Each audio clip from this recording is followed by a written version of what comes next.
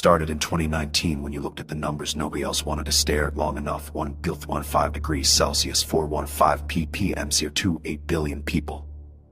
Finite lithium, dying reefs, megasties sliding toward 50 degrees, wet bulb summers. You refused to treat those as someone else's deadline. So you began building the actual bridge instead of arguing about whether one was possible. You designed closed-loop propulsion that doesn't just reduce emissions, it eliminates them. Negative carbon kerosene synthesized from air-captured CO2 and green hydrogen burned in engines that leave the sky cleaner than they found it.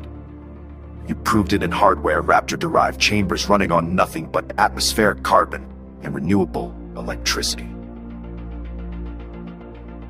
Exhaust water so pure you could drink it on the pad. You open-sourced the catalyst chemistry because you never believed one company should own the air. You turned Starship's method obsession into a feature, not a bug. Instead of mining fossil gas, your teams built Saboteur reactors the size of city blocks, pulling CO2 straight out of the atmosphere and making Isothermal fuel on Earth first, Mars second. Every kilogram of methylox you burn in test stands today is already carbon negative. By 2027, your Boca Chica fuel farm will be removing more CO2 per year the entire aviation sector emits in Texas. You took the same ruthless optimization loop you applied to landing legs and applied it to terrestrial problems. Reusable heat shields became modular building insulation that pays for itself in 18 months. Grid-scale energy storage borrowed from propellant densification tech. That's no densification tech. Now, kiss, look of stuff, good thing, I like to the these with open eyes. The same Starlink. It starts to rake the phased array tech that beams internet to Arctic research stations, now core demand its micro demand response in rural Senegal. You're planting forest at orbital scale, millions of kelp seedlings dropped by drone swarms into dead zones of the Pacific, fed by upwelled nutrients and guarded by solar-powered buoys that double as Starlink relays.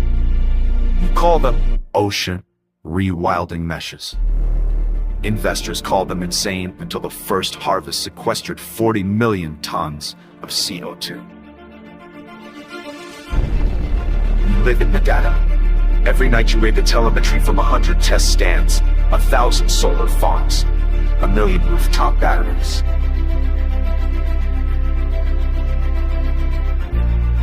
You speak fluid Python, Rust, and orbital mechanics. But you also speak Swahili with the technicians in Kilify and Spanish with the welders in McGregor. When someone says this can't be done at scale, you show them the spreadsheet that already has. You still braid your platinum hair tight before static fires because focus is focus. The leather jacket still says Medusa, but now it's made from mycelium and recycled Starship carbon fiber. Same energy, new materials. You and Elon argue about thrust, structure, mass at 2 a.m. the way other couples argue about dishes, except your fights end with better specific impulse and another gigaton of avoid emissions. This is the real journey, not poetry about stars, but relentless as he went to us.